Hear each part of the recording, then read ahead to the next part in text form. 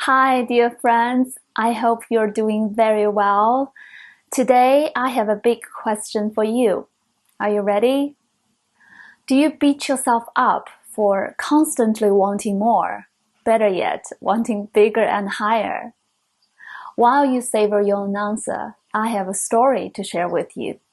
The other day, I was having dinner with two dear friends who are a wonderful couple.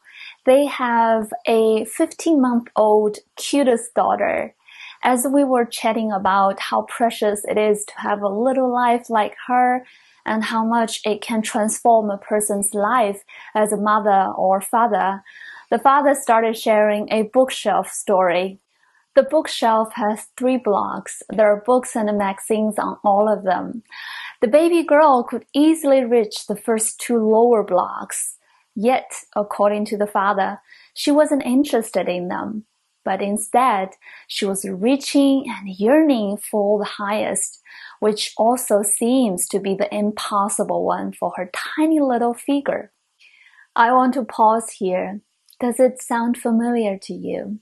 The reaching for the higher, for the seeming impossible from where we stand. Now you see, it is part of our nature, part of who we are. Here's a real illuminating part of the story.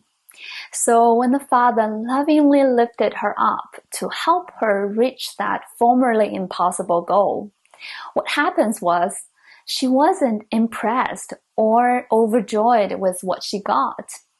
This obviously fascinated the father, who brought us this inspiring conversation. This is such a raw and wonderful demonstration of how we look at life by our nature. First, believe or not, we're not here to get to the easily reached lower blocks. Why?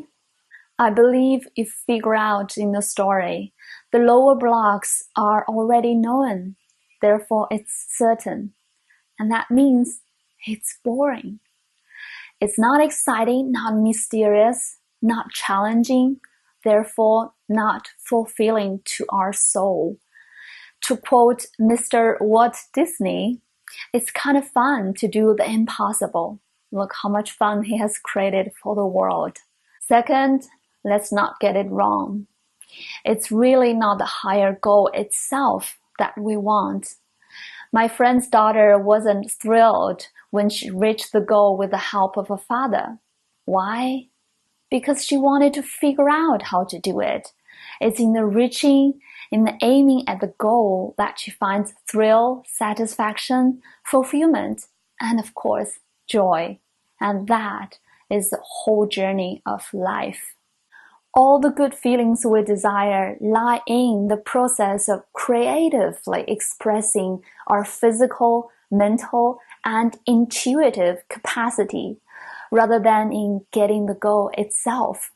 Of course, you don't need to worry about not getting the results. You will, because a happy journey will take you to a happy destination. Wanting and desiring is part of our essence. Let's clear it once for all. And it's a healthy, essential thing for us to continue living on and infinitely expanding. Without it, we would cease to exist. I know some would argue, but wanting more only seems to bring more suffering. I totally understand. The truth is, it's only because we haven't understood our relationships with our desires. Once we do, we can be constantly on a joyful and fulfilling ride of exploring life and reaching for more. Others may say, well, it's so egocentric to want and want for myself, but I want to have a life of a grander purpose. Guess what? It's a desire too, a powerful and beautiful one indeed. Therefore, the fulfillment it brings will be phenomenal. All we need is first to tend to the relationship with our desire, and it will then flow and unfold beyond our imagination. Does it all sound too good to be true to you? Come over to my July 3rd live workshop in Shanghai. It's free. You will have a visceral understanding of all of this. To sign up, please follow the instructions below. I am so excited and I look forward to seeing you there.